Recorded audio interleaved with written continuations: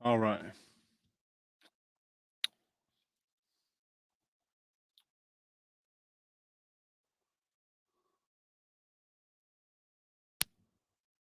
Okay.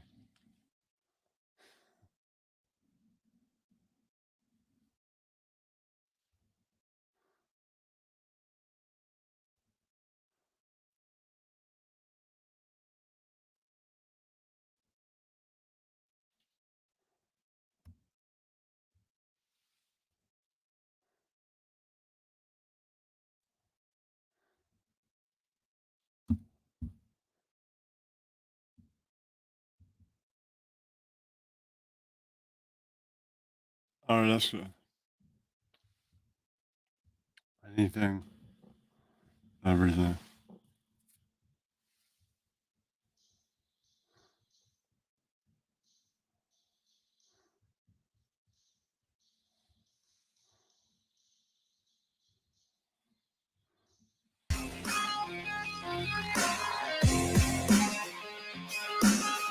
All right.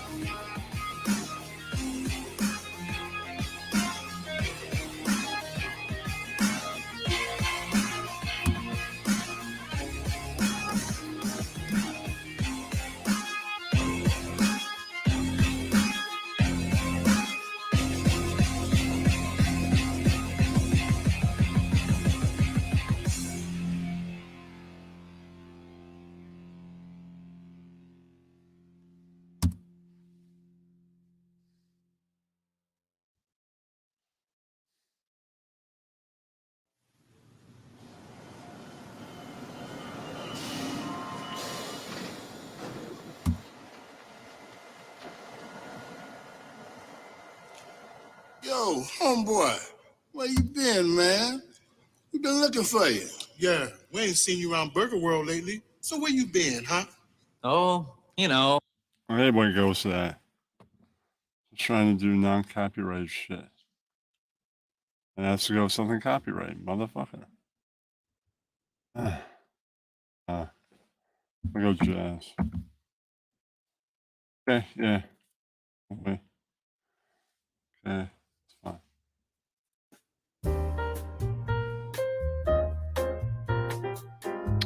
Okay, I was spreading this in servers.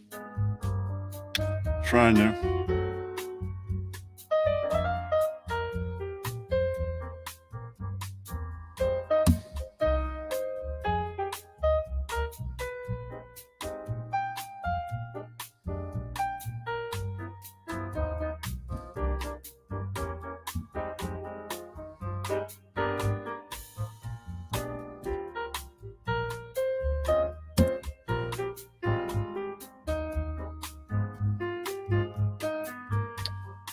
That's pretty good. Oh, I forgot to put it. Yeah.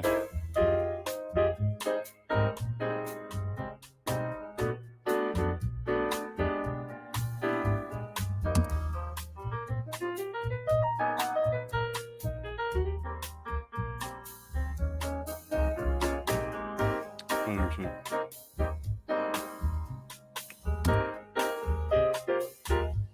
All right. It's good enough for now.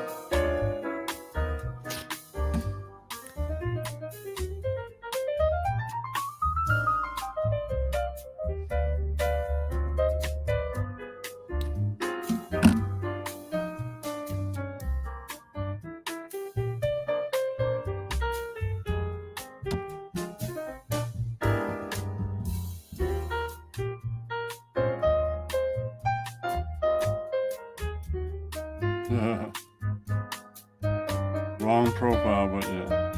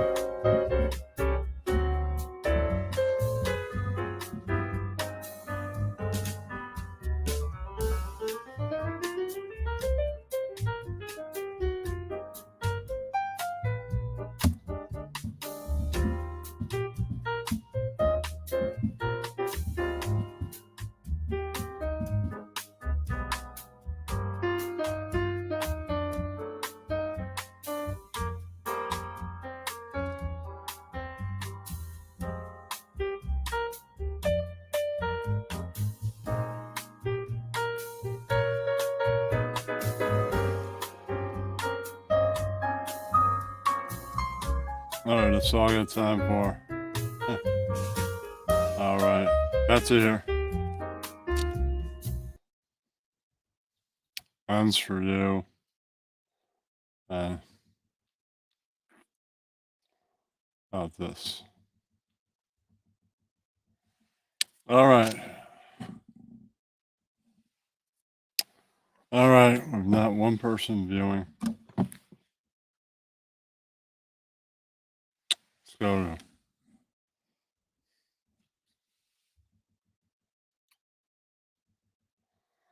show notes.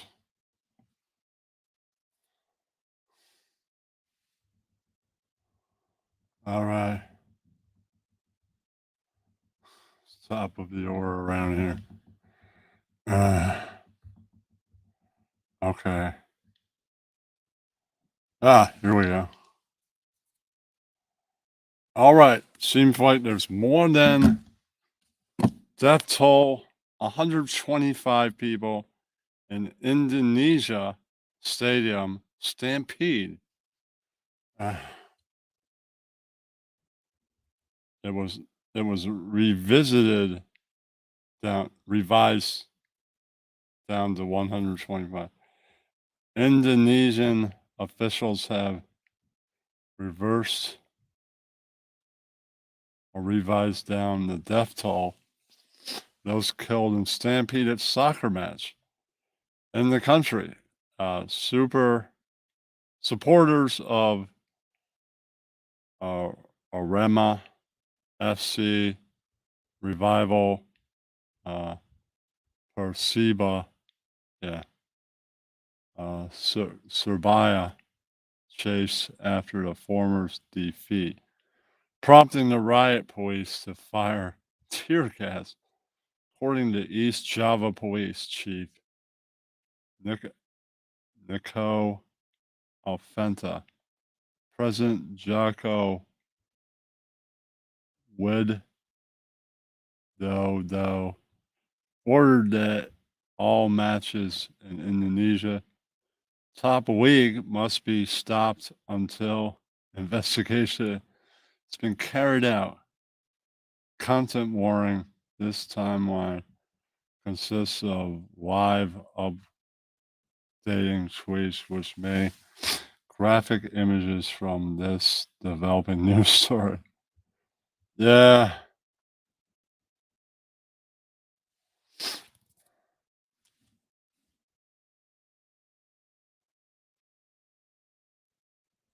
We will have an inside too.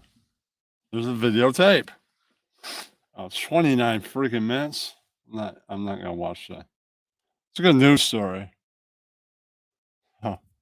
People being soccer fans and migrating all the way to Indonesia has just been canceled. I'm glad I'm not a soccer fan. I'm not going to Indonesia. There won't be a fucking stampede of me hanging out there. Hey, Cass. What's happening? All right, so that has been canceled this week. Let's see what else. Okay, Therese Gibson, celebrity, actor, musician, has passed away. So let's get to that. You know. All right. So his life has been canceled. Yeah. So, all right. Okay. Sure. Somebody might care about that.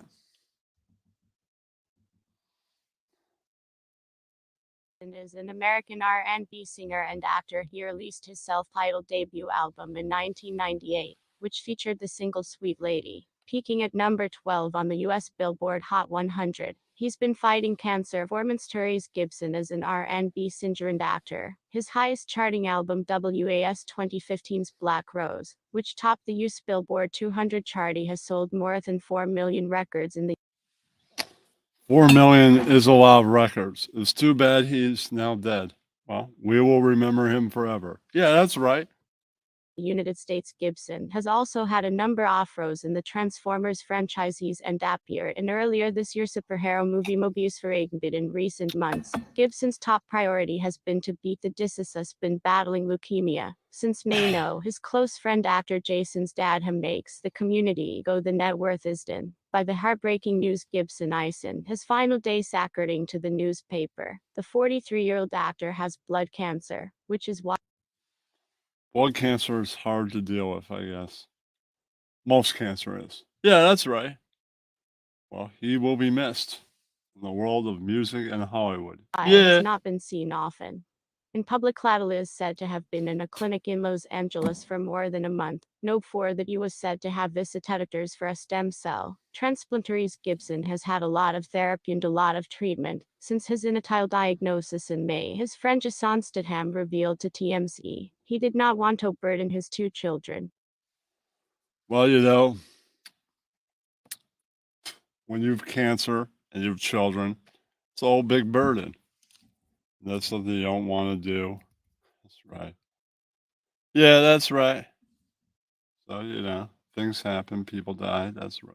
As Gibson shared with his friends, when he received the diagnosis, my daughter preparing for a final exam. I don't want her to be distracted by other things, and I also have back with my new son, 4 years old. A boy should not be allowed to listen to haunting things. Stanton added he just wants to protect his baby. As Reagan was rushed to the clinic in a state of exhaustion and coma. Doctors said that treatment was no longer effective and the patient could die at any time. In the latest update, the actor's health deteriorated, with worsening symptoms including conversions. In that context close, Rand Statham apparently shared with fans about the terrible time his rant is going through. Their Yeah, I mean, people are dropping like flies. It's a tough time.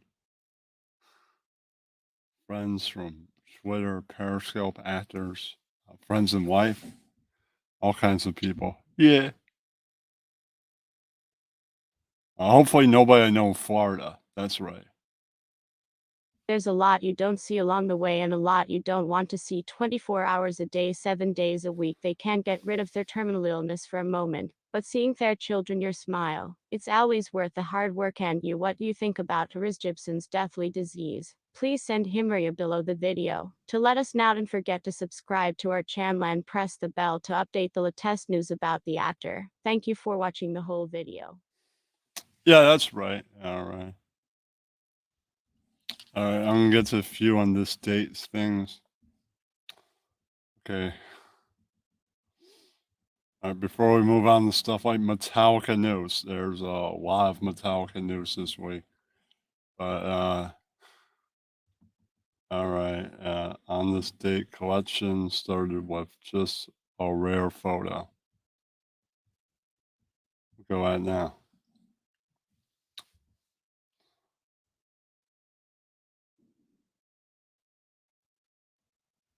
Share.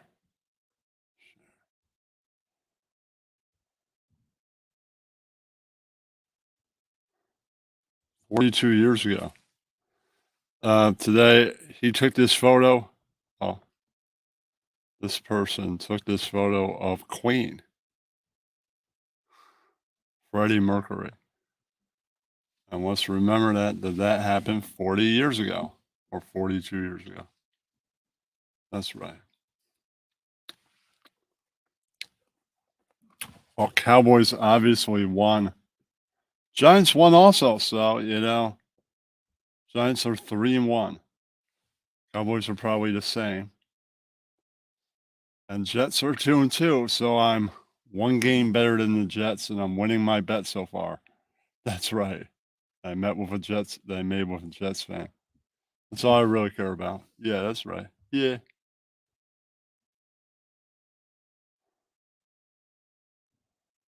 All right, I'll do Rush history real fast, then we get some other stuff.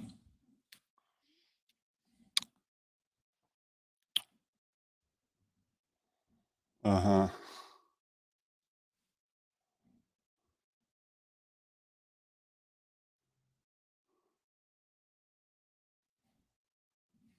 Hello, Stanley. No. Yeah, this show doesn't continue unless you donate. Yeah, that's right. No. All right, Rush history. Here we go. September 29th, 1975, Rush played with Cambridge at the Melville Stadium in Melville, Saskatchewan, Canada, for the Caress of Steel tour. Ooh, Caress of Steel. Okay, that's this date in Rush history. Okay. All right.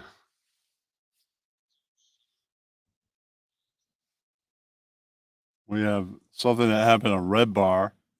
All right. I'll play it real quick.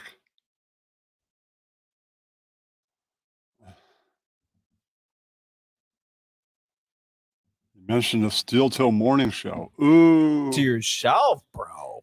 I actually think there was a long stretch where you didn't drink on the show at all. Yeah, and yeah. then we saw Kumia take that And now he's like, I love scotch. Oh, wah, wah. Yeah, that's right. shot, and then you sent me to the corner store, which Yes. took 8 minutes, and got the bottle of That is Jim exactly Beam, how and you- liquor was brought back in Red Bar, and that No, changed everything. you've You know, never- Kumia has been a big inspiration Yeah, that's right. He inspires. Red Bar inspires everybody. That's right. for me. And the steel toe.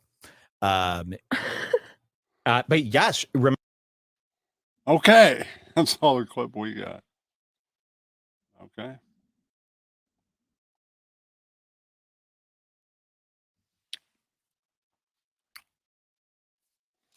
All right. Oh.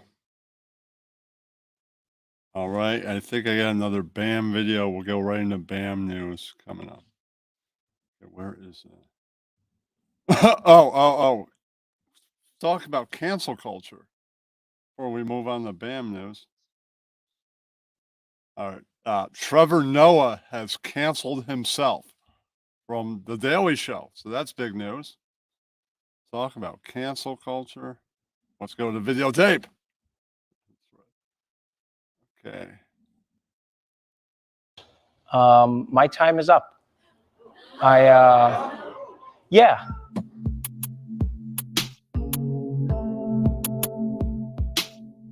I've loved hosting this show. It's been one of my greatest challenges. It's been one of Yeah, that's right. Well, you know, some people can't do things forever.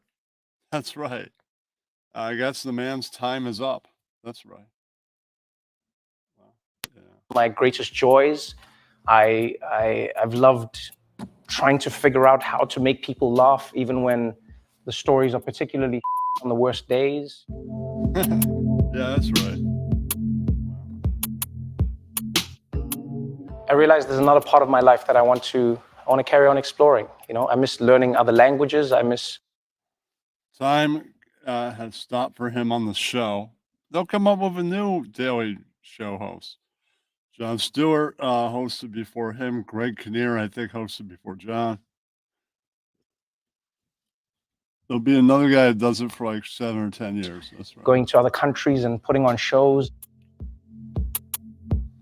That's right. The man does do stand-up comedy.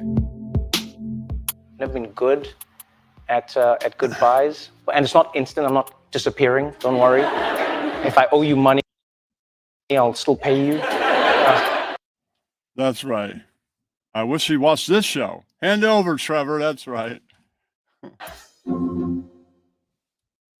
I realized that after the 7.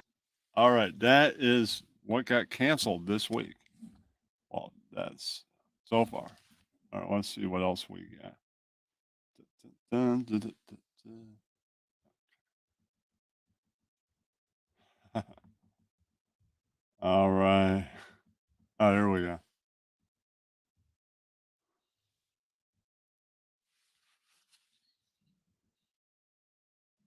All right, we got a Vinny Beetle video that we're gonna watch.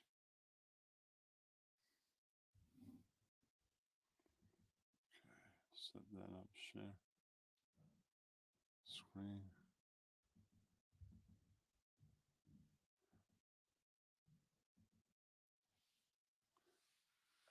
Does Steve-O have a better understanding of what's really going on with Free Bam and Lima? No, he doesn't.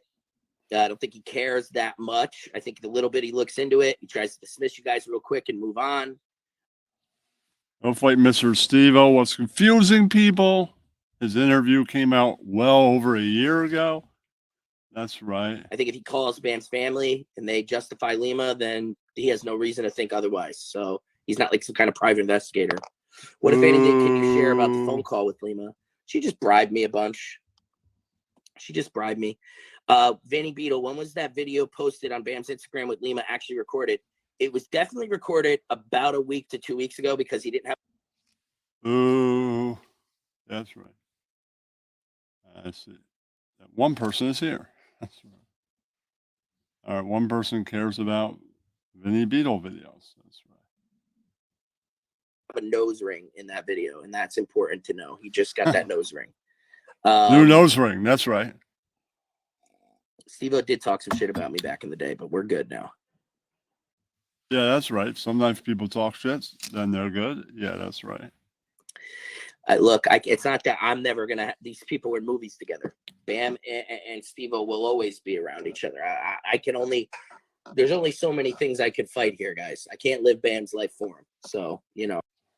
That's true. You can keep on going from one rehab to the other as these people, like his family and this Lima bitch, continue. That's just one of those things. Yeah, I don't that's have right. any more live shows right now going on. We kind of shut those down with COVID, and then I started this new business, and it's doing really well. And so I don't know. It was never really different. It was always kind of different once I started doing shows with Bam. I did tour with this kid Justin for a little while, and we were selling out shows and stuff, and that was fun. But Well, you know, some things don't last forever. Yeah, that's right. all right, let's get in Jeff. Let's get in Jeff, professional skateboarder. Video, Lima bribed you. Yeah, my exactly. boy. What up? My boy, what is going on? Where you been? What ain't going on? That's right. Cancel that. Okay, we'll cut that out.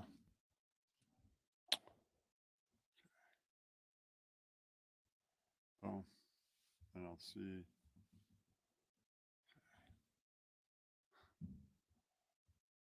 So many videos to watch. All right, what is that now? I don't know.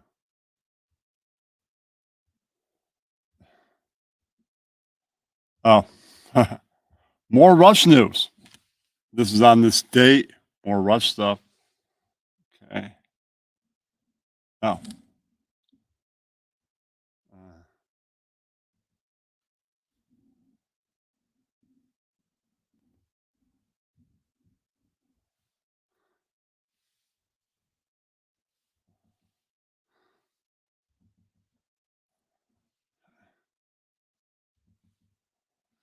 Two people are still here. That's what counts. Thank you, two people, for being here. So Stanley, Cass, or Beaton Cass. Or everybody. Beaton Stanley. All right. I actually own this. So September 29th, 1976, Rush released their first live album, All the World's a Stage. Good album. Right. That is a good album. I enjoy it very much.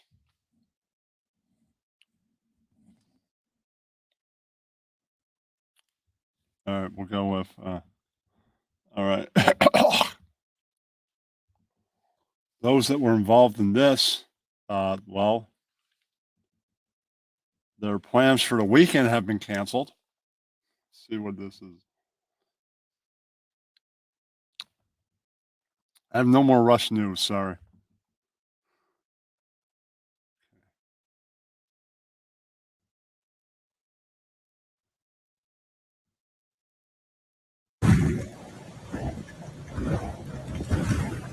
This was Florida a few days ago.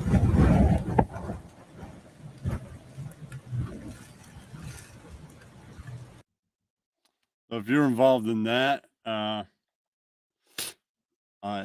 you may not be getting anything for Christmas. And hopefully you survive this. Hopefully. One can always hope. Yeah, that's right. I pray for those that were in Florida. Joker was in Florida recently, Ross. And even that shitty guy Mersh, I don't wish death upon Mersh, even though he's a grifting douchebag who isn't very funny. I hope he's still alive, living on somebody's couch somewhere. That's right. Yeah.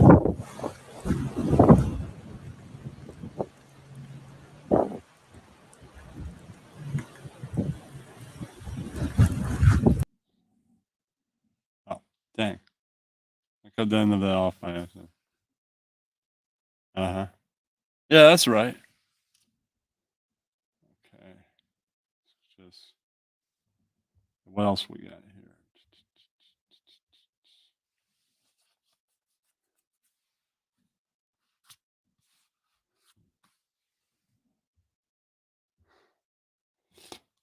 All right. All right, I'll go with this Vice piece, then we'll get to Metallica news and other things.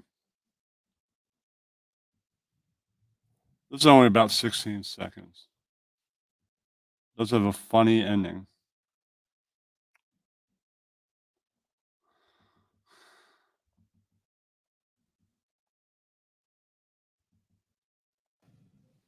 And we all got to make it happen. And ain't nothing stopping me. So, like, I'm very hopeful and confident. Yeah, that's right. But we'll see what happens next. Vice tried making a puff piece about sex offenders. The end of this clip is hilarious. That's why I stole it. After this interview, Ashif sent a picture of his penis to our producer. We all That's pretty funny. What an idiot. Yeah, that's right.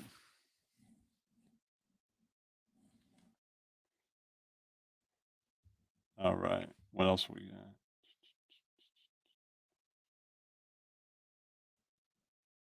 More scenes from Florida. Okay. Seems like that page does not exist.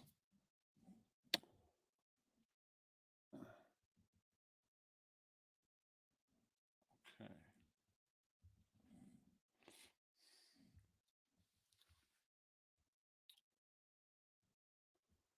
All right. I'll get right into.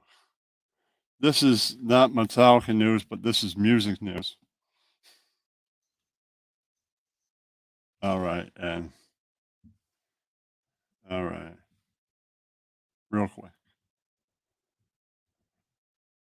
I don't know if I'd throw beer at this guy, but fan throws beer at Chad Gray from Mudvayne. Okay.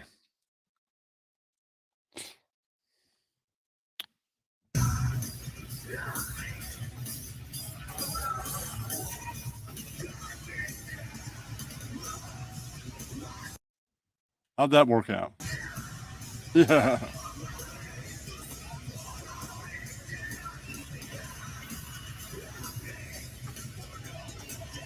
Who throws beer at the singer they're seeing?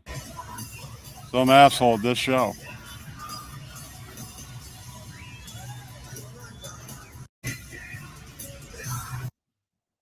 Yeah, that's right. I mean, I don't know if I would do that. I wasn't at the show. Pay money. Okay. Here we go. This is. All right, this is a long article for Metallica and Music News Tonight. You break it down, I might be able to watch some of it. Dave Mustaine claiming Metallica stole his music. All right, and there's a video all about that. Of course there is.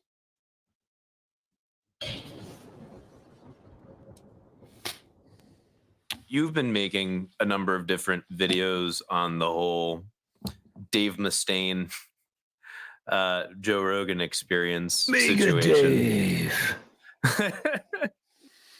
I watched. Let's be honest. It's not Megadeth, bro. It's Megadeth. Get it right. Sure. It doesn't make me more interested. I'll be honest, but I did watch the entire. I did watch the entire, well, except like the last 20 minutes of the podcast. It was a good one. It was a very good episode, I thought. It helped me understand Dave better, I think.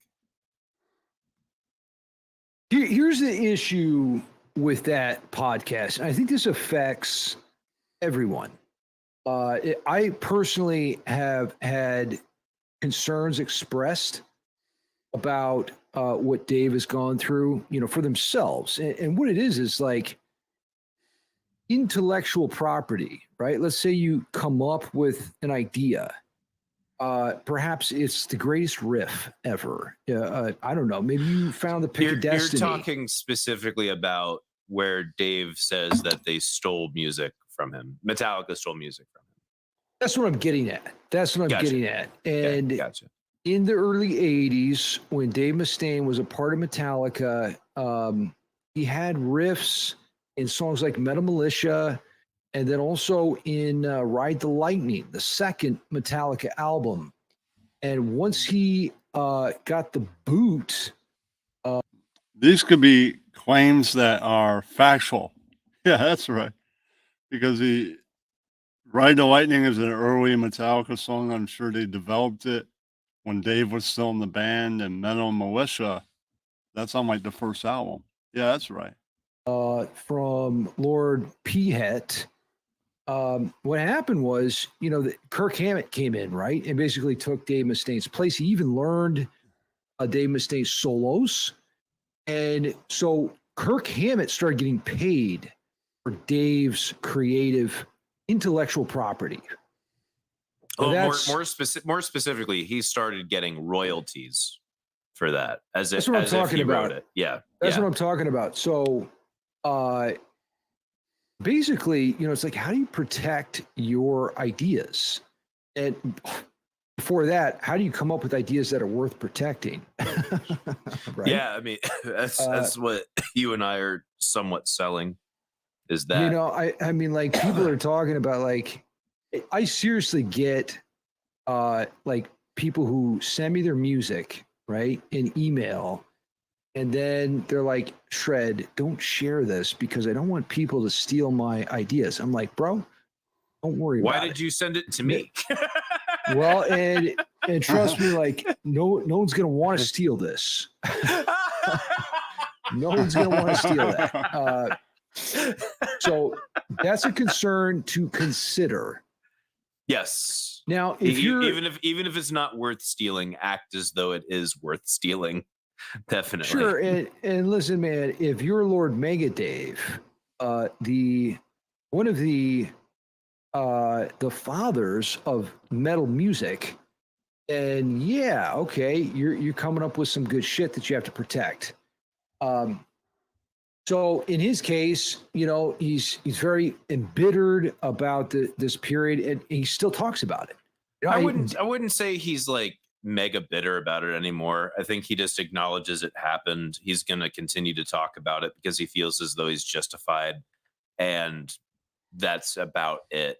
Like I have a funny feeling they've all come to a conclusion, like him and the members of Metallica. Mike, I could be wrong. you got to think that somewhere deep inside Dave, because let's be honest, let's be super real for a minute. 6.9 inches inside of Dave. Is that where we're Well, going? I mean, if you look at the numbers, Megadeth has sold about, it's something like under 50 million albums, or right around there, something like that. Now, Metallica has sold in excess of 120 albums. Listen, these two big dogs, Papa Het and Dave Mustaine, they will go down in history. I think they're saying 50 million, 120 million. I think they owe Dave a few millions. Yeah, that's right. That's what I think they're saying. Yeah, that's For right. sure. As like the founders of modern metal. That's a big deal. So in Dave's big mind, four thrash kings, yeah, sure, but Slayer's way smaller. Anthrax is like a tiny fraction of the size. So like when Dave is drifting off asleep at night, right? He's in his luxurious Los Angeles home. Dave Mustaine? That's a Franklin home. That's just south of me, man. He lives very close to me. I know. Doesn't he have a place in LA too? I know he's lived in LA for years. Don't think so. I could be wrong, but his main home is here in Franklin. Okay. Yeah. You might have. I say that as if I live in Franklin. I I live in Nashville, but Franklin's just south of us. So wherever Dave Mustaine is laying his head to rest at night, he's thinking to himself, I could have had more. I could have been more. I could have had a bigger piece of the pie. Because if we're being completely honest, Metallica is a way bigger deal than Megadeth. Like, they're not even close. It's easy. Are you saying that Dave at night is going, I could have been a contender. I could have been a Metallica. Could have been a contender. Yeah, that's right. They're not even close. Yeah, without a doubt. Without a doubt. So that's got to bother him on some level. And obviously it does, because he brought it up in the Joe Rogan interview. I haven't seen the whole interview. He just seen these clips. He did. Okay, so hold on really quick. In the some kind of monster documentary, Dave brought it up in a very real fucking way, where he said very explicitly what you were saying. So that is absolutely evidence that it at least has bothered him. But I don't know that it necessarily still does, it to the extent to where it's ruining friendships, or that he is actually full of resentment. I could be wrong. He literally said, the only thing that bothers me is that they claimed that music to be theirs and it was mine. Like, he specifically referenced the solos. He was like, well, it's like Kirk Hammett learned my solos, but he said this. They claimed it was mine. Right, they. So we've got a they. Right.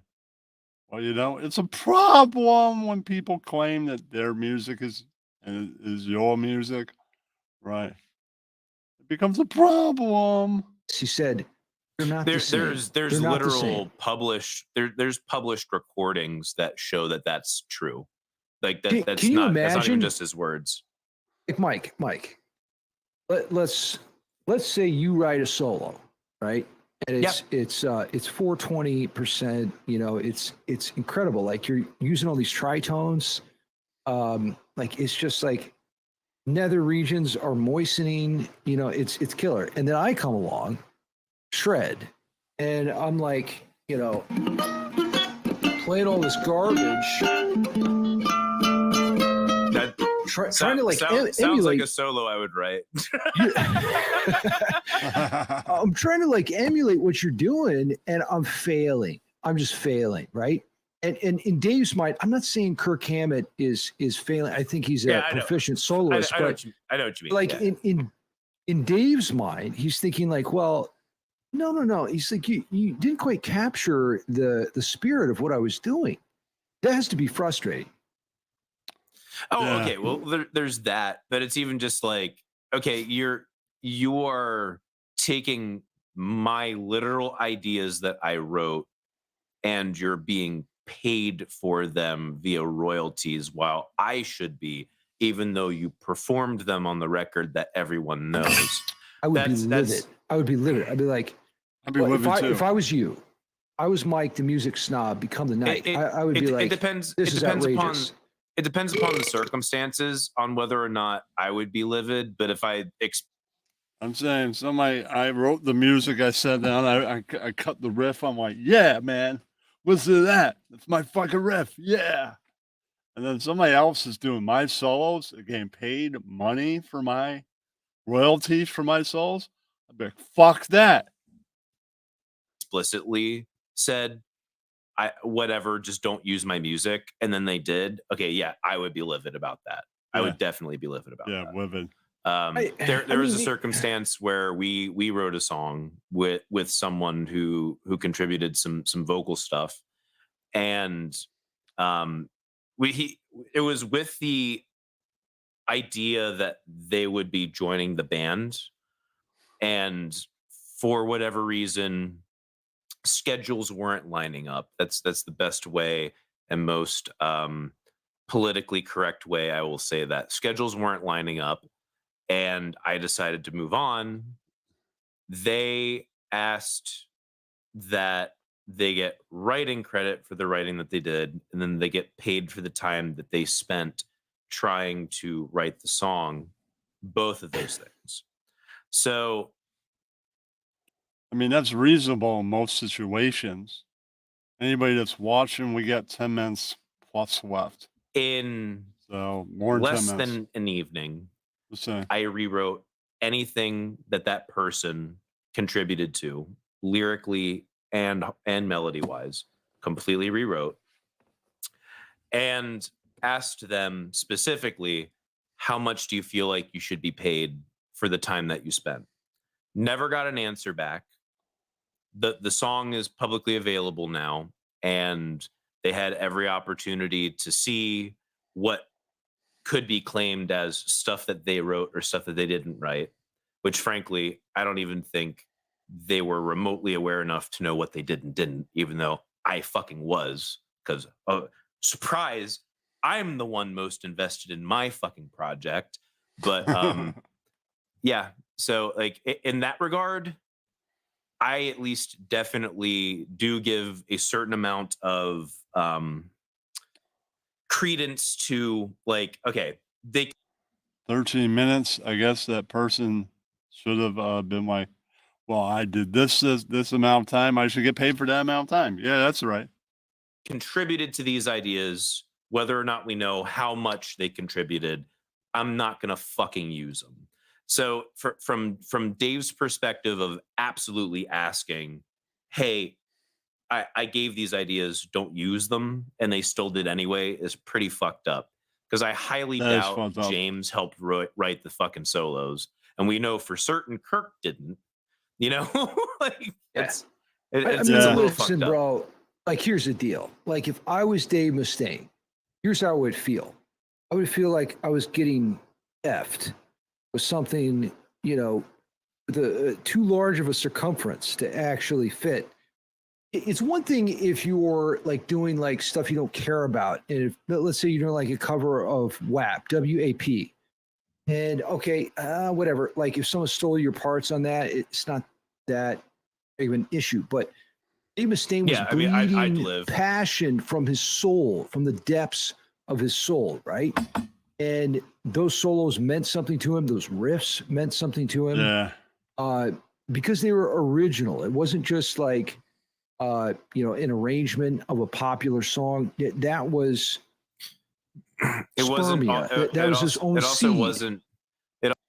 It's right from the man's soul. We got 11 minutes left. It also wasn't just regurgitating etudes or anything like that. True. It wasn't just piecing that shit out. Significant to him, right? Yeah. And then, like if I, you know, came up with some, I wrote this piece called "Down Picking Dungeon" recently. Double D's. It's all about the double D's.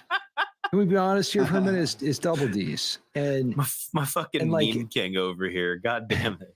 if somebody stole that piece from me, I'd be like, well, I'm going to double D down on you and take you to court. I mean, like, that's not fair. You're gonna feel the full weight of my double D's. Yeah, I in the mean, legal system. They weigh roughly 6.9 pounds. It's a lot, you know. It's a lot of extra weight to carry around. So if I was Dave Mustaine, I'd be like, listen, this doesn't sit well with me. I understand why, you know, he's bitter. Now people in the comment sections, Are you sure he's bitter? I don't know that he's legitimately bitter. I don't know that he's holding resentment. I think what happened. I think he might be a little bit bitter. We got 10 minutes left. Happened was, you know, Dave had a productive response to this slighting. You know, he built his own empire, his own metal kingdom, which is, you know, a really productive way to deal with adversity. You know, instead of being like, okay, I'm just going to go away and hide for 69 years. Or be professionally destructive towards the people who you feel like slighted you. Yeah, exactly. You know, he channeled that energy into a productive medium and created his own band, his own legacy, his own influence. So it worked out really well. Yeah, next week I will be reviewing Megadeth's new album and a few albums. I don't really do music reviews anymore. It's time. People got new records. It's time to review these things. Yeah, that's right. I mean, when's the last time Megadeth made a new album? I'll have a full review of it a week from now. That's right. But I think there's still part of him where he's looking back on that and saying, well, Metallica is the biggest band. Trust me, Dave Mustaine knows how much bigger Metallica is. You know how much money Metallica makes? Know. Yeah, you know how much money Metallica makes per show? It is insane. I have no idea. Like I imagine millions. It's in the millions. You know, there's 7 figures of revenue per Metallica show. That's nuts. So if they go out on tour for, you know, whatever they can handle in their old age, right? You got to keep in mind though, the one album that a bunch of the fucking purists want to shit on is the one that put them in that circumstance, and that's the Black Album, which Dave had absolutely fucking nothing to do with. Once you go black, you never go back. I actually like the Black Album. It's a good album. Some people are like, oh, they sold out. The minute you enter a recording studio, you've sold out. So they sold out on the first album. I don't think there's any difference between 10,000 and 50 million. Nah.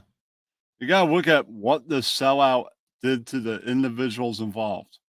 I don't think it changed the members of Metallica whatsoever. Some people changed for the wrong reason. That's right. That's all I know. Dude, accurate. Fact. But Facts. But at the same time, like, I feel like those are two different hurts to have. Is the fact that there's the missed opportunity of being a part of the largest metal band ever, period, hands down. And there is the other one of they stole my fucking music. And I feel like he's over the missed opportunity bit, because definitely he acknowledged, hey, I was a fucked up dude back then. Maybe they weren't completely justified in kicking me out of the band because they were probably just as fucked up back then. But fate had it that I was the one on the chopping block, so I went out. And that's just the way the cookie crumbles. You know what I think it was? I Go for think it, yeah. that there was a double alpha situation. You can't have, without a doubt. you can't Without a doubt. have like two. Here's what happens, Mike. Double alpha. Maybe Lars was the beta. Who knows? We don't know. Maybe it was triple alpha. Look at this. I mean, if that's the case, I would say even triple alpha, because I feel Yeah, like that's right. It doesn't work. You can't feel have like- two alphas. I feel like Lars and James are both alpha energy as well. Well, that's true, but Lars like takes a different sector of the business. So, Yeah, actually, okay, actually, that's fair. Lars is like the entire business engine. If you talk to P-Het, Papa Daddy, he basically says, listen, like, I don't deal with all that stuff Lars deals with, like, the business stuff. He's like, I just like to rock, and that works. So he's like the alpha of the songwriting domain. But then, Yeah, James does rock. He's got that flying V guitar. It's pretty cool, man. Yeah. Lars, who got fired by God, Lemmy. If you ever watch that clip, it's hilarious. But it happened. And if you can watch the clip, like Lemmy straight up fired Lars. He jammed with Metallica. But so Lars he takes care of one division of the band, the business side. Like, we all remember the Napster days, right? That was a whole thing. And Lars was very involved with that. And I'll tell you something. Like, if I was in a band, I would want a guy like Lars in the band, because it's division of labor. If we go back to economics, Adam Smith, way back, whatever. It's like the idea if you're broadly saying I want a man who's business minded in the band, yeah, okay, I would want a man like Lars, but I would not want Lars Ulrich in my fucking band. A man who carries around, first of all, way too much of an ego for how small. Ooh, his ego's too big for my band. Yeah, that's right. All the fucking dick he has. Two. Oh snap! Definitely the public. Make it public. Two. Definitely that ego is impeding upon him actually pushing his craft forward and being a productive member of the art. And then three, mostly being a dickhead. I am blessed to work with not dickheads in my band. Extremely blessed. We're also hardworking and very creative and very proficient human beings. I am super blessed. And I'm also blessed because I grew up after all of the failures of Lars's generation of mostly shitheads finding their cultural niche in putting themselves into the instrument because of that fuck you energy. So after all of that, after all those mistakes, I get the cool people, for lack of a better term, the ones that don't do shitloads of drugs and the ones that are willing to work. So I have the privilege and benefit of saying, fuck no Lars Ulrich in my band. I definitely would not do that. Not by a long shot. And maybe for you, it's not the right fit. I think there is a synergy that is happening in Metallica, that really works well. And in any successful band, you need to understand this concept of division of labor, where certain people do certain things. Like if everyone tries to do everything, it's just a mess, right? So It's a disaster. Yeah, that's right. So everybody has what they're working on. They have what their responsibility for in the band. Yeah, that's right. Lars, absolutely disaster. Yeah, Lars has this sort of experience and knowledge where he knows, hey, listen, if I take control of this area of the band, the marketing, and whatnot, and then he's obviously involved in other areas like the songwriting. Because a massive part of what made Metallica work was the fact that James Hetfield and he did not have healthy ways of expressing each other, so they took it out in the songwriting room where they made some fucking killer music. And I'm not saying it's a healthy way to live your life, but it can make some fucking badass music, hands down. It did make some good music. Dude, and if you watch like those documentaries, what's the Saint Anger one? Is that the Some Kind of Monster? That's the Some Kind of Monster, and so there's a point where they have like a therapist come in, and they're all. I met that like, guy in real life. I met that guy in real fucking life years later. I was waiting tables at the fucking Omni Hotel here in Nashville, and that dude came in, and he absolutely loves hearing himself talk. He fucking lives for hearing himself talk. And he tipped me next to fucking nothing. Oh, what? Negative 69 cents. That's brutal. Yeah, no, he. What a no tipping fucking douchebag, that therapist guy. Fucking prick. That was a dickhead ass move on his part, but it's fine. It's okay. Well, yeah, it's interesting because like they're able to work things out, and what happens a lot of times is that when you clash, let's say you have a situation like this, and it's purely figurative, it's arbitrary the fingers that I'm using, but if you have an issue where you're butting heads and you can't come to resolution, again, we talked about like that's the strength of humanity, collaborative effort. So if you can't figure out how to collaborate, how to coincide, how to have unity to reach a common goal, then you're not going to accomplish as much. So Metallica figured that out. They're like, well, Lars does a thing, James does a thing, Kirk does a thing. It's also finding Jason people who did a help thing you for a while. Finding people who help you compensate for your weaknesses. 17 minutes? Jesus. Yeah. And that takes some self-awareness that a lot of people don't have. Because what happens is like your ego, it might be like, Mike, the music snob, what do you think about these great chords that I'm playing, whatever. And you're like, well, Shred, I'm better at chords. So, you do your thing, I'll do my thing. And sort of being able to understand what your role is, what your part to play is a superpower. If you're interested in accomplishing more. Now, I get it. Sometimes, you think you have a 69-inch peen and you got to do it yourself, whatever. But, whatever. If you're in the business of accomplishing more, reaching your full potential, there's going to have to be this economic principle of division of labor. And for the negative 420% of you that are interested, research Adam Smith.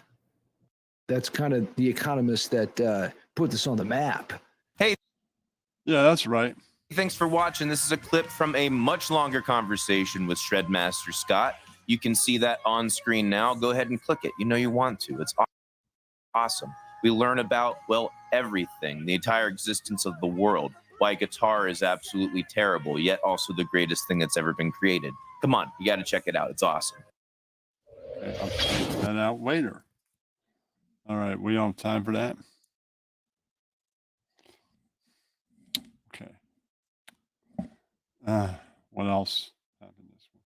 Oh, all right. Country news. All right, we got some country news on the docket here. Yeah, those that like country. Okay. I'll get into it with you in a minute.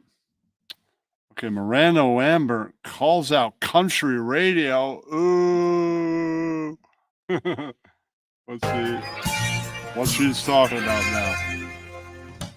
What's up, everyone, and welcome back to Country Cast. Country star Miranda Lambert is done worrying about country radio and focused entirely on what music the fans really want. Lambert Ooh, she's like, country radio, you ain't got nothing on me. Yeah, that's right. made this perfectly clear during a recent interview with Vulture. She is not the first artist to call out country radio.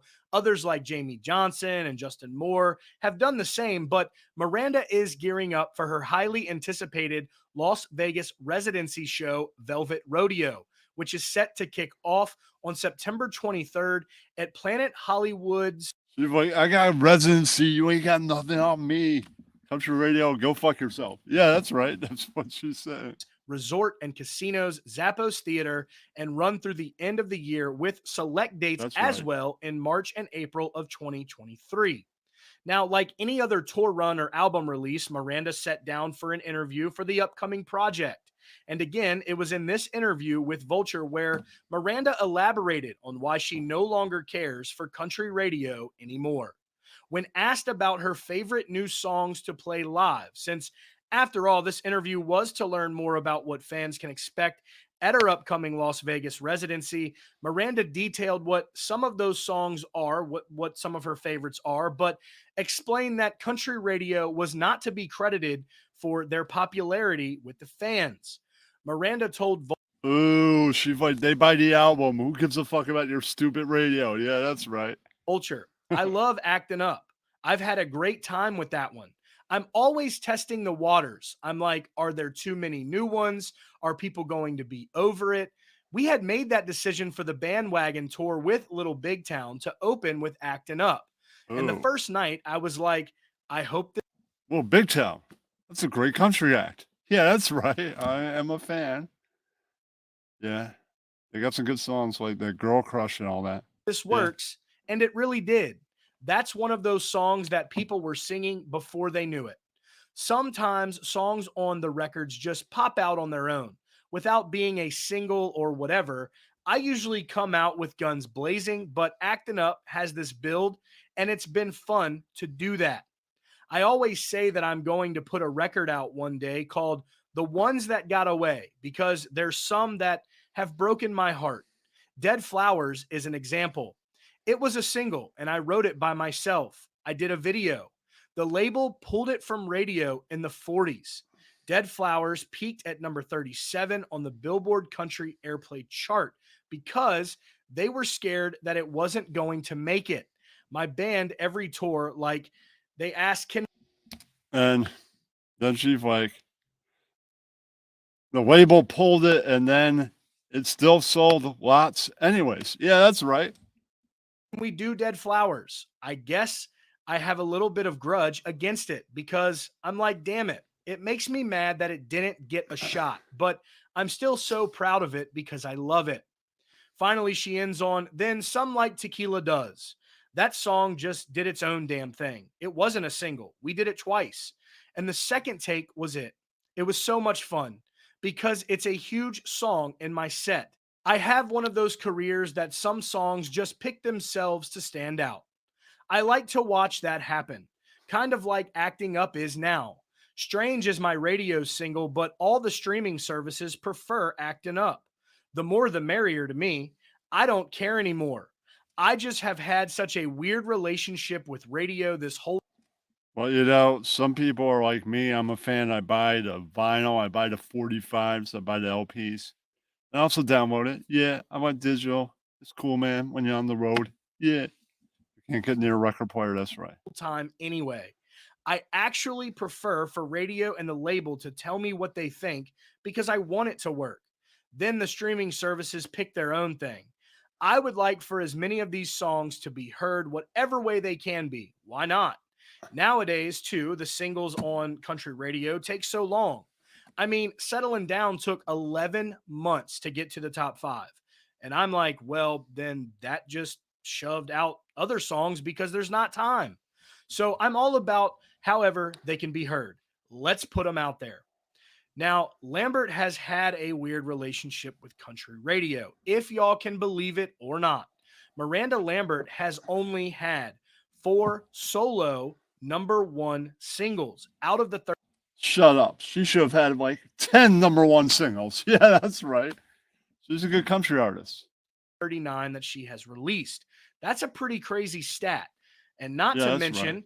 that she has also taken home 37 awards from the ACMs, one of them even being the Triple Crown Award, which only 7 artists have won that in its history.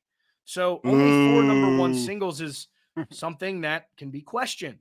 But Miranda Lambert is watching all platforms to make sure that her fans hear What's up, Mel? just what it is that they want at her shows and give them the concert This is the first that hour. they had hoped for.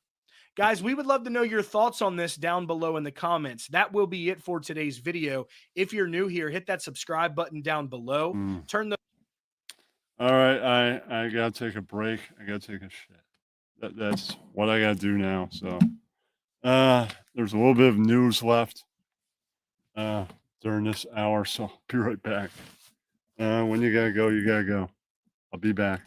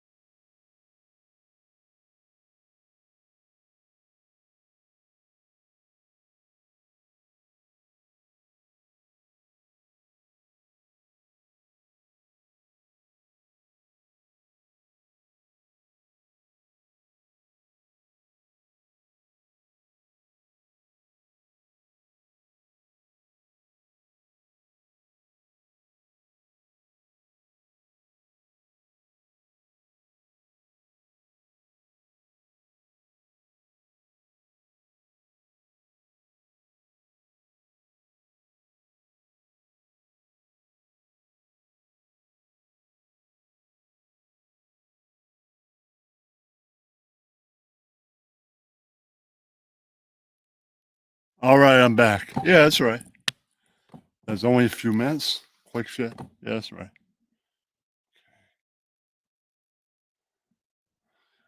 What else we got? All right. This is a.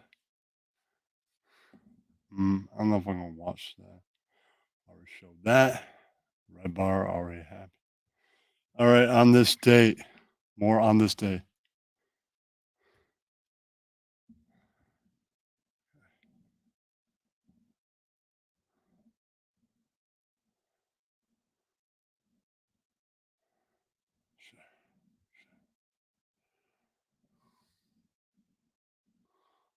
Ooh.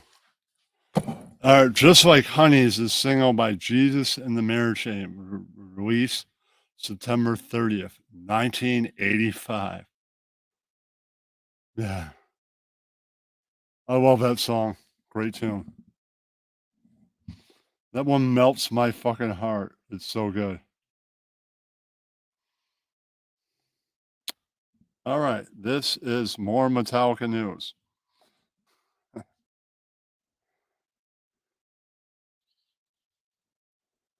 right. Let's back that up. It's just real quick. A moment with Mr. Kirk Hammett. Stop. Share.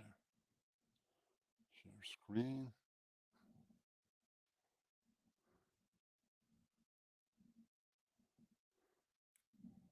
Time, and Rob told us you met Michael Jackson. I did meet Where? Michael Yes. Jackson. How? When we were filming the Unforgiven video in Culver City in LA. Mhm. It was just funny. I was Well, that's not surprising. Michael Jackson lived in LA at some point. That's right. just standing there outside because, I spent all day inside. I was just standing there and all He's like, hey, I like your new album. Hey. That's right. of a sudden this golf cart comes by and it's Michael Jackson and Macaulay Culkin and some guy with a turban. And I was like, whoa. And then they came by again. I'm like, hey. And they stopped. He's like, whoa. Yeah, that's right. And I walked up and introduced myself. Yeah. And I said, hi, I'm Kurt from Metallica. And Michael said to Macaulay Culkin, he goes, look, Michael, look, Macaulay, it's metallic. I was just like, No. whatever. Time, and I guess he was not a Metallica fan. Look, it's metallic. What the hell? All right. What do we got left over here? On this date. Still on this date. All right.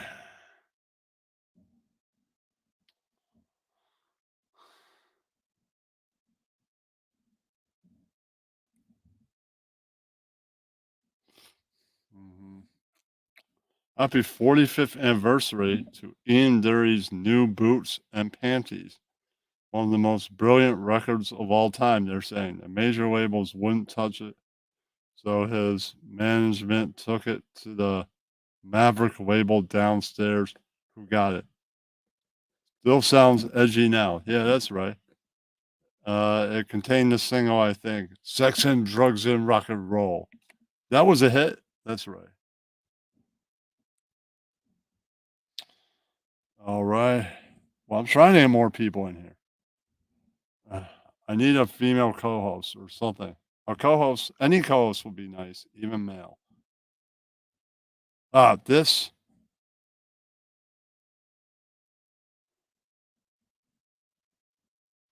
is now 40 years old. Well, you'll see in a minute what I'm talking about. Okay. No.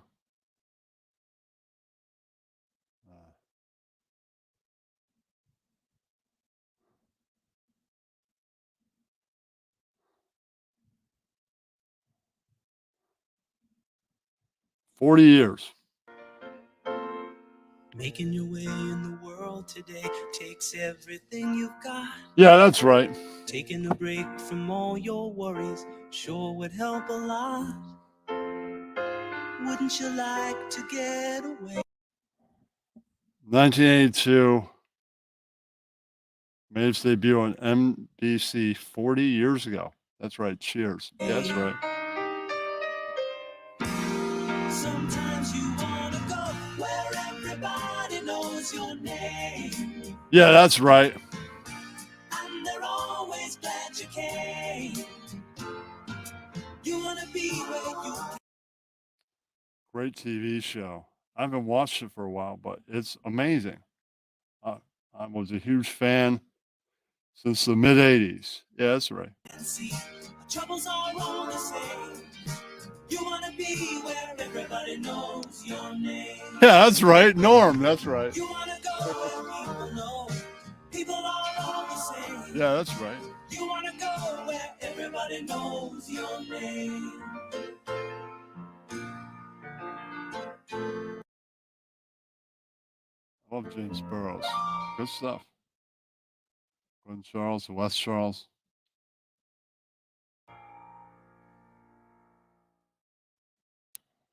All right, that is on this date. What else we got here?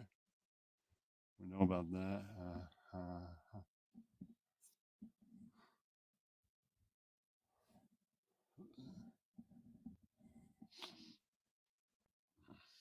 Stop screen. Share. More stuff on this date. I'm sure some of you might be aware of this. I don't know. Okay. We already know the Giants defeated the Bears. Okay. On September 30th, October 1st, 1983, Susie and the Banshees with Robert Smith on guitar played live at the Royal Albert Hall, London. One of two nights that were recorded for the live album, double album, Nocturne. All right. Well, that's amazing. Robert Smith and Susie and the Banshees for 2 evenings. Yeah, that's right. Well, you know, sometimes you can't play in your band. You got to play in somebody else's. That's right. Okay. We got anything else on this date?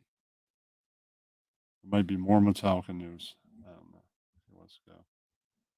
Oh, we got those that like the Allman Brothers. You might like this news. Stop. Share.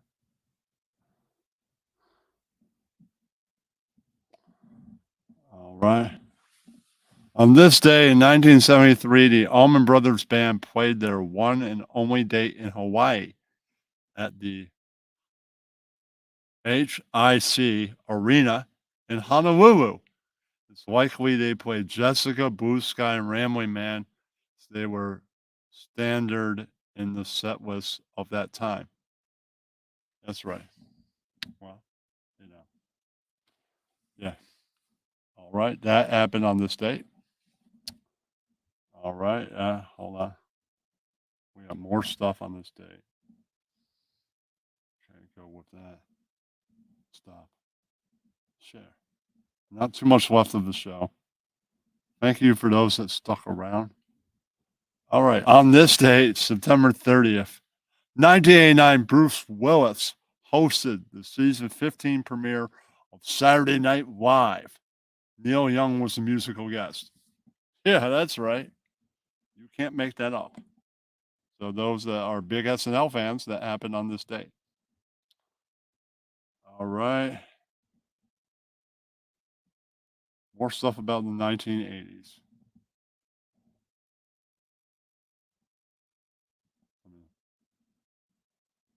All right. Not too much left on this date, and the show might be over soon. I don't know. Share.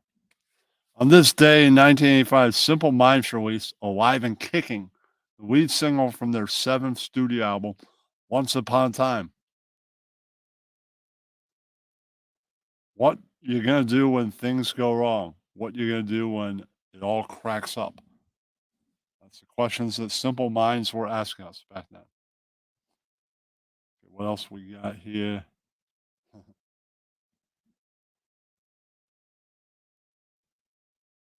More Metallica news. All right. Stop. Sure.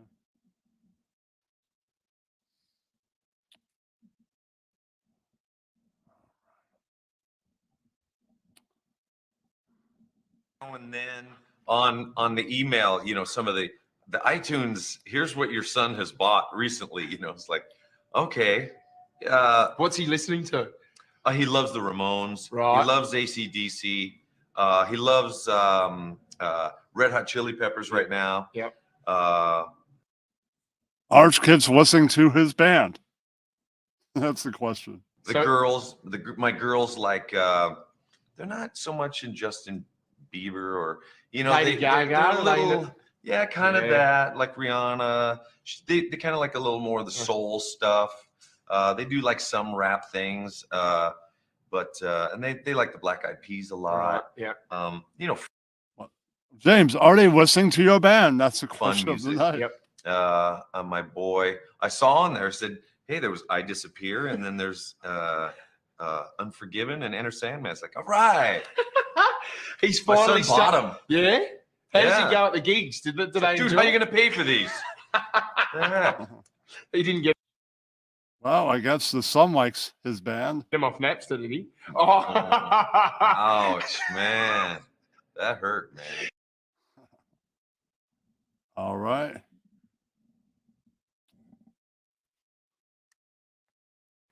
All right. Let's see what else we got here. Hopefully this video doesn't take forever. All right. This is a 5-minute thing.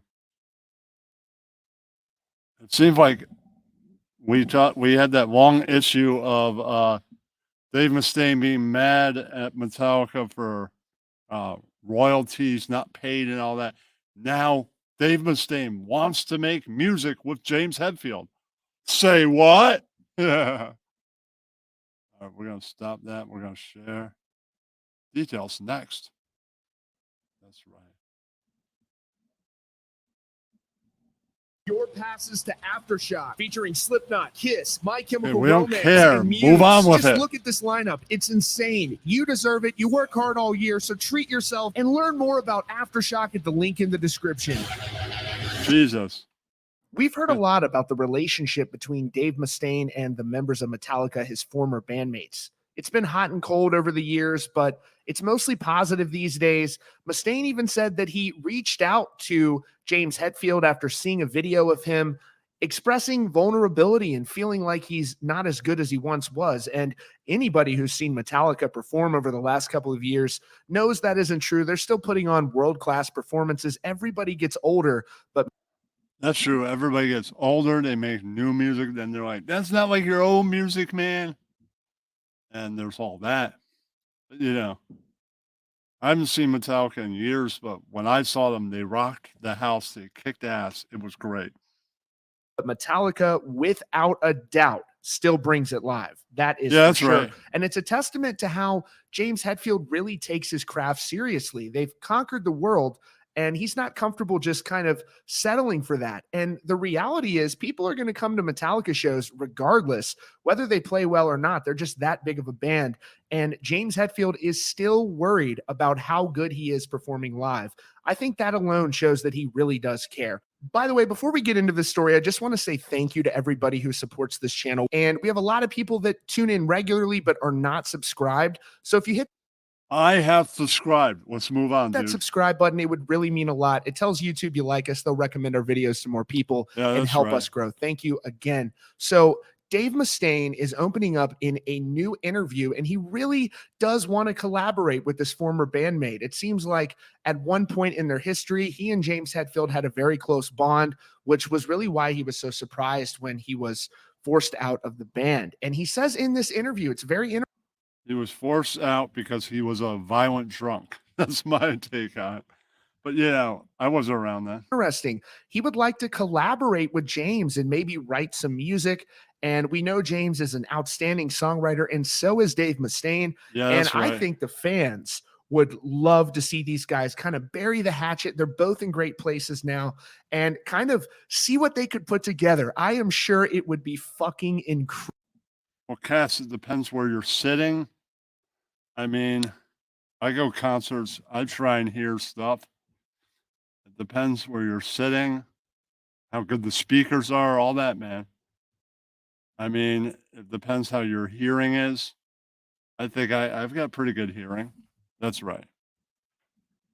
Incredible if these two put out new music. So this That'd be interview is with amazing. Vinyl Writer Music, and Mustaine said he has been secretly hoping there'd be a day where he could write music with James. He says, quote, I think the world really does want us to do that, and I think there is a pretty good possibility of it happening down the line.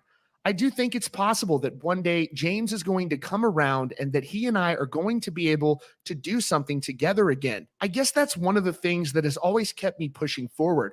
I think it'd be good for Megadeth, and it could be great for Metallica too.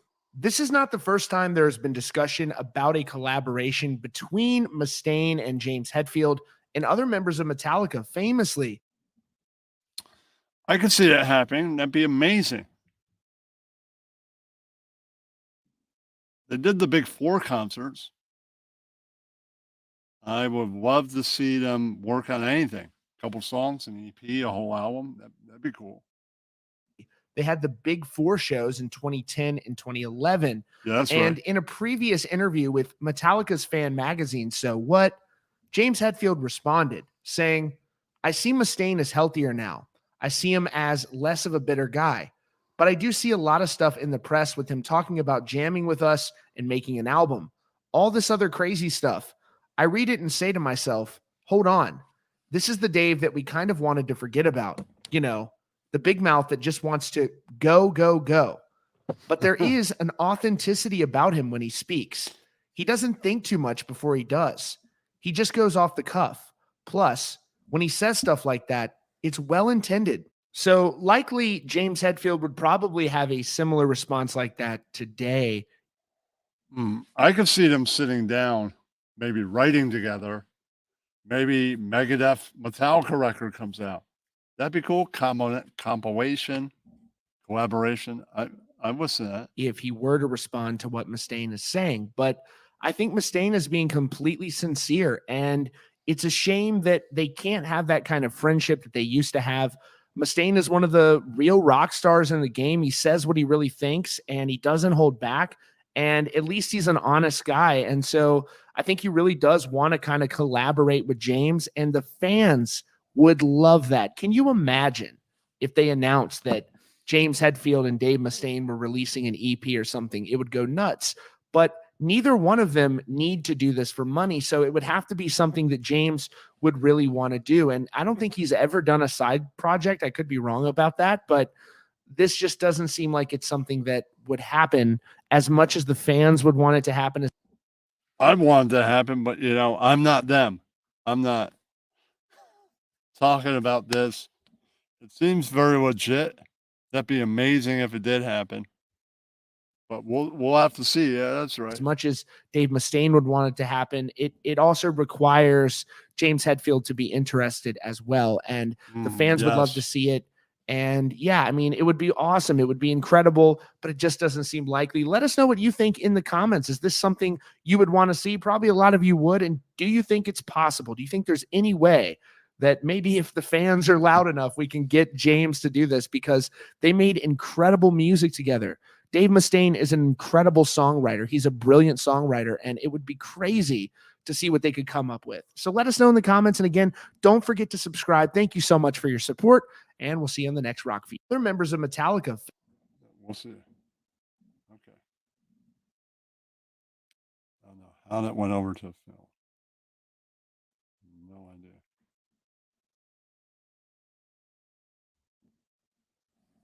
Okay, we're going to go on. What else is there?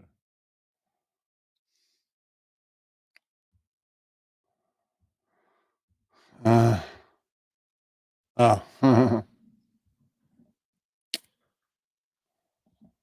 right, we got a 9-minute video. Tim Dillon and Ann Lieberman talk about Brendan Swaub threatening Cahalyala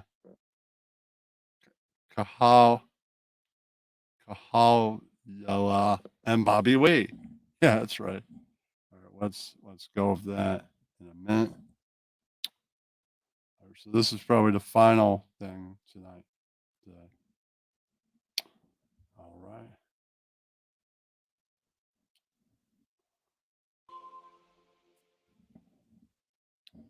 Tim Dillon had Annie Lederman on his podcast, and he asked her about the whole Brendan Schaub and Bobby Lee thing. So I'm going to play this, react to it, and give you my thoughts on it. Do I get brought up during this discussion? I think I might.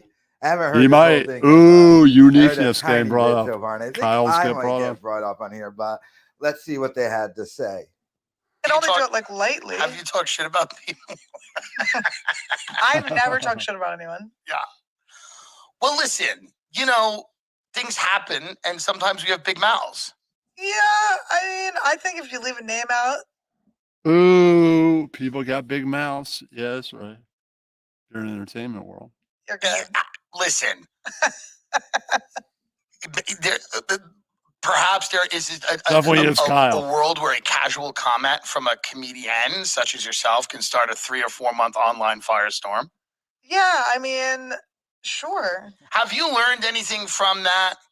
From the Bobby Lee, Brendan Schaub, Kalila, Esther Pavitsky thing? I mean, Esther's not involved, but like, have you, like, when you look back at it, do you say to yourself, I was in Australia when it was happening, and I can't believe how much that became a thing. because That was very when that surprising. happened, I was like, Annie's the only one I really know. I don't know a ton of these people like that. It's like, I don't know them like that. Look, I never was like trying to snitch on anyone or do anything. I literally was just telling like an anonymous anecdote, and it, you know, and then if that person so chooses to start suing YouTubers and stuff and talk to everyone except me, then that's like kind of on them, is how I feel. Right. And obviously that wasn't like my intention to make a That's what Schwab is doing, suing YouTubers because they're making fun of him. He's being a beta comic. Can't even take a joke. What a unfunny douchebag he is. big thing of it. But if there's like threats to me too, I don't take being threatened. Like, Yeah, I wouldn't threaten you. You're not the type of person that you would threaten. Yeah, I'm not. Because you're just kind of like, Yeah, it's on.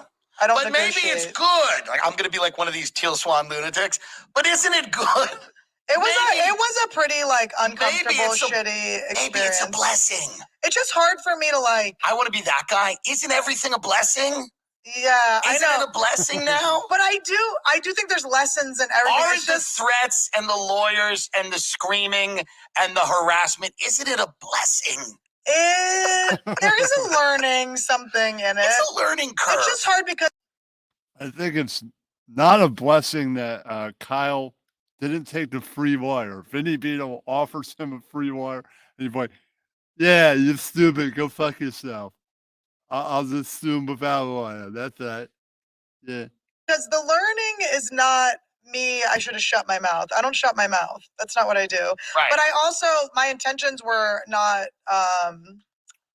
malicious. They weren't. I wasn't trying to start a thing. Right. In any way. I had talked about that a million times before. I'd said that same thing. It wasn't a thing that got picked up on. It wasn't. I think it was the timing of it all. Right. And you know, Thank you. other people kind of piling on it. What's up, Prince? Whatever. But now everything's healed and everybody loves each other. Yeah. It's a skull. We're great. We're all panda. doing It's a great. skull. Isn't it nice Skull. that everything's over and it's just from what I observed from an outsider, it's all love. It's all love. It's all I don't know. I think he went to court. I don't know. I think that should have been like court TV. Like, Kyle of Uniqueness gets sued by Brendan Schwab. Court TV. Yeah, that's right. Nothing but respect. The thing I will say though, There's nothing but respect. it's just like what? Like, Nothing. am I really supposed to like not be allowed to tell a side of my own story without saying who the person is? Like, am I really? Is that really the lesson that I have to shut the fuck up and not? But I will say it sucked, and I guess maybe I would take it back if I could. But I just don't. I like Brendan, and I think He's he's nice enough. I don't mean, think he was trying to do anything wrong. Yeah. This is what I. Brendan is a fucking plant. That's what he is. I mean, I don't like him or find him funny. He's a fucking plant. If you didn't know Joe Rogan, he'd just be an MMA fighter. That's what he'd be. I believe. I don't think he was trying to do anything wrong. Men sometimes say things to attractive women. Right? Yeah. I mean, No, I wasn't mad at the thing he did. I was just sort of like perplexed. I was like, why would you like? I'm like human behavior. I was perplexed. I was confused. It's perplexing. By it. I was perplexed, It's but I the wasn't least mad. perplexing thing he's I done. just don't like when people like threaten things. That's afterwards. not good, That's but- like that's yeah. where I'm like, okay. Also, just call me and talk to me about it. It's like, Yes, but you know, people feel like they're in a box yeah, and they feel like they're up against a wall. yeah, And you know, this is yeah. But the whole thing sucked, and I wasn't like happy about it. I didn't like that type. I don't like that type of attention. no. You're a comic and you want I to be just wanted funny. to do jokes, and I do think I did maintain like joke format and everything I said. So I'm proud of that. You were always trying to be funny. I was just trying to be funny and say something that was interesting, but I wasn't trying to like. All right, Mr. Noob Sauce in the crowd. That is a good point. Brendan Swab is fucking retarded. Yeah. And he's not even a real comic. Yeah, that's right. Fuck anyone over or do anything Right. crazy. Well, it's great. And the Tim Dillon Show's official statement on all this is, I don't know who anyone is. I've never met any of them. And I wish everyone well. I know, from it's like, I afar. don't even want to talk about it. It's like, it just No, really like. see, we're not even talking. It just came out. We're not And even everyone's talking. like, you're like clout. I'm like, clout chasing. What do you guys? I just do comedy, and I have I talk for hours and hours and hours and hours every week. And I had seen someone at the Comedy Store the night before, and it reminded me of a story. And I was like, why would someone like not tell a story? It just seems like a weird sloppy thing that. I am interrupting this to plug tomorrow night's show. I'll be with the puppets. We'll be critiquing Shut Up Jeff's space, a little bit of my space, and talking about the movie Return of the what's that fucking zombie film? Return of the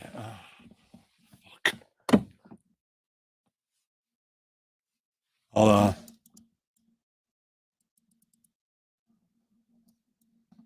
Oh, I forgot to do the puppet show part of the news after this video. I was saying, and I did wasn't write trying to something. like. I literally said to my producers, edit out anything that makes it sound like it's this person, and that's it. I don't know what to say. I'm not like coming for anyone.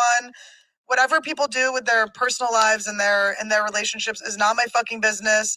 If you do hit on me, it does kind of bring me into it, which I would prefer to not be into. But it's just. You ever think of? And I'm not even kidding. You ever think of doing a rap? Getting in the booth. This is 4 minutes left. Okay, I'll break part of this video and do it. This video will continue after this puppet presentation. Puppet people are here. They want to see a puppet show. All right. All right. I'll do it real quick. I did write a little bit. Have you seen this? Have you heard this? An idiot named Tonic moves to Florida during hurricane season and shark season. How retarded is that? Who the hell moves to Florida during storm season and moves to a fucking trailer park? What a fucking idiot. Move the house at least. Then you'll survive the hurricane. Thank God he's still alive, but that guy is such an idiot. All right. All right, for today, this turtle is going to be butthead. Shut up, mouse. I have an uncle named Tonic, but my uncle is not dumb enough to move to Florida. Yeah, that's right. All right. Okay, here we go.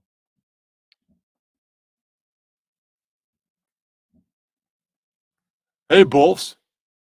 You cannot pay me enough to move to Florida. Yeah, that's right.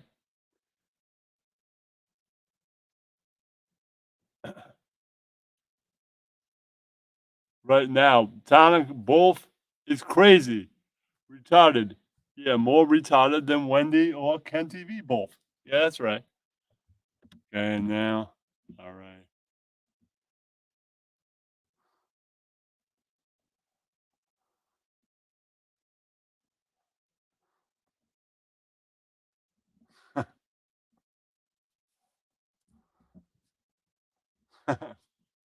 This guy Tonic is a troll. He has he's dumber than me. Maybe his brain cells should get cocked and balled. Cock and balls, cock and balls, cock and balls over his brain cells. Yeah, that's right.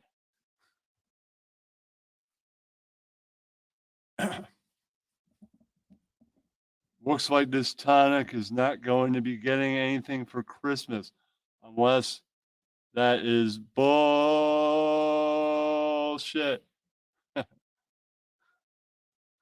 That's right. All right, and now for tonight, this is tonic. No, you. Shut up. You ain't shit, motherfucker. You ain't shit. Oh, snap. I'd be drowning.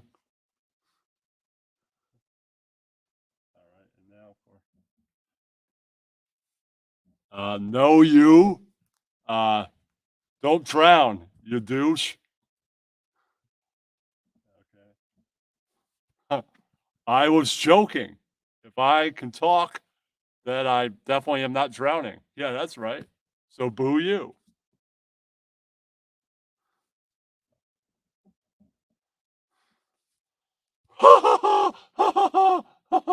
That's why you're dumb. Living in trailer, suck out your thumb. Saying no you. That's right. All right. That was the puppet show. Let's get back to that video I was watching. Uh-huh. All right. Over here. Spitting. I rap a lot. They're like doing a song. And then is it like white people are allowed to do that now? Like literally, like a white person is fully allowed to go into a recording booth and write a diss track. All right. And release it. I don't want to diss anyone. But I'm not even saying it could be subliminal. Yeah, that's right. Why'd that Tawi, why'd that rapper that be shooting all over Ian Ellis? Yeah, that's right. Tawi Kwawe. Yeah, that's right. Kwawe. Yeah, that can't even take a fucking joke because he a beta rapper.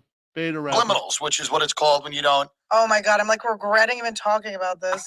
You're I welcome. guess the lesson in all this, I'm just not going to be told that I did something fucking, I don't know. Well, I've known you forever, and here's what I know about you. You're funny first, so you're always trying to say something funny first. I get in trouble too. Put him in the pot, got me in trouble. Right. This is just the shit that happens. Walk me to a truck. Yeah, I mean, like we are people that talk shit for a living. So and it's, I do try to do it in ways where it's like when I'm sharing stuff from my life, I'm not like outing the person. People get mad It's at me. kind of sad that person knew that's like the whole thing is just sad. The whole thing is like actually really like sad. And when I do get people Sad to me. Yeah, that's right. coming at me and defending him, it does make me like happy that he has people defending him. Right. Like I do feel like happy for him. Like I don't want him to be like shit on forever and stuff like that. We're all a big community here. Yeah. It was not meant to be like a Yeah, but Brendan Schwab is a horrible comic. He will be shit on forever. That's right. We're all a community of people that love each other. Yes, we love each other. There's so much love, and that's what gets lost. The love is lost. There is though. There is. It's love. But there is in some places. It's like we came up together. It's We like, did. Like You were at the third open mic I ever did. Was that in Long Island? It was in Long Island I remember. City. You were wearing a polo shirt, believe it or not. I probably an ill-fitting polo. It was red. And I walked in, and Annie Letterman had the box, and you used to put your name in a box, and then you would get. So that was them discussing Brendan Schaub. She brought up the fact that he's suing YouTubers. His defenders, let me guess, it's a Mexican guy who defends him or a Spanish guy. Yeah, that's right. And no one else. And Joe Rogan, he defends them. That's it. That seems to be all the Brendan Schaub defenders for some odd reason. But I mean, she brought up "Walk Me to My Truck." But that whole situation just exposed Brendan Schaub for how dirty of a person he is. And she even brought up the thing of he's a nice guy. Yeah, that's right, Kyle. He's a dirty motherfucker. Can't even take a joke. Keep on clowning on his ass. Yeah, that's right. Kinda to people he likes. Brendan Schaub is not a nice guy. And I mean, this dude accused Bobby Lee of starting and running the Fighter and the Kid subreddit. When Bobby, and his evidence, by the way, he said he had 300 pages. They only showed them one page. and the name said Robert Lee. And Ooh. that's not even Bobby's name. His name isn't Robert. It's just Bobby. That's right. Bobby. Like, so that was all BS. He threatened them with lawsuits. They never even said his name, by the way. I made a video saying it was because it was obvious who they were talking about. And obviously, yeah, that's right. Then he let the lawsuits fly, and he tore apart an LA comedy community. Well, she's not even a real comic. I mean, he's like the new kids on the block of comedy. Sure, they could say that they're a real band formed 30 years ago, but they're not a real band. They're bullshit. And now his Both Brendan career is Swab. basically over. No one watches his podcast. He can't sell tickets. He has to cancel gigs. He canceled the gig with Felt Face. Remember that puppet, the Australian one? Brendan Shaw was doing 3 shows, and he was just doing the one on the Sunday. His Felt Face's show sold out. Brendan couldn't sell any tickets, had to cancel all those gigs. So he got major backlash from this, threatening people with daddy's money.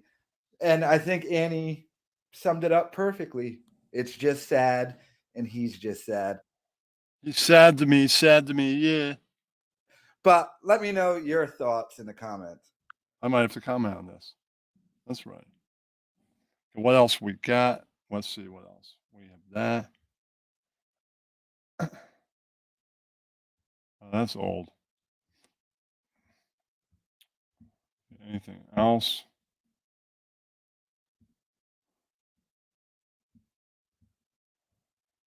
That might be it.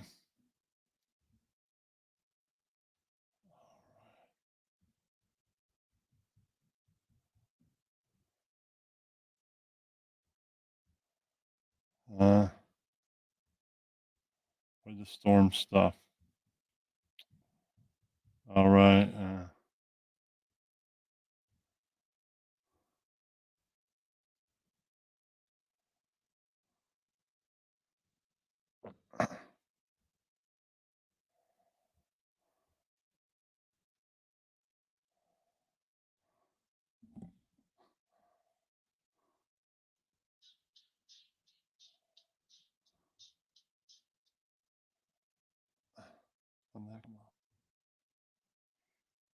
I mean, this.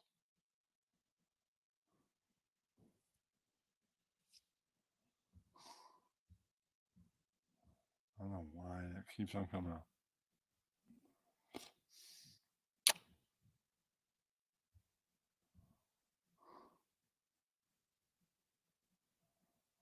I don't know why. Fucking weird. Okay. Yes. Okay.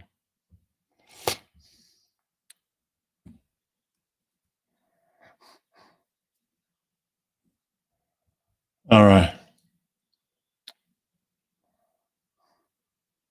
Stop.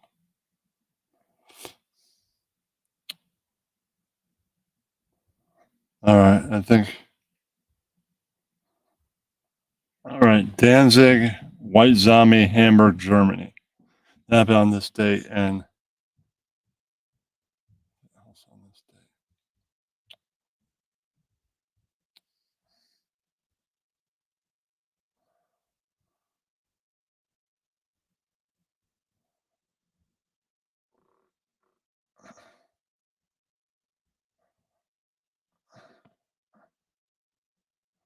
all right. I never meant to cause you any sorrow. I never meant to cause you any pain.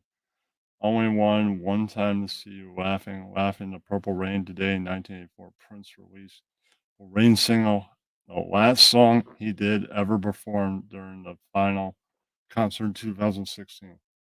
All right. On that date, we're going to end it, everybody. Thank you for coming by. All right. Thank you. All right. Thank you, everybody. And I'll see you next Sunday. Peace out. Have a good night.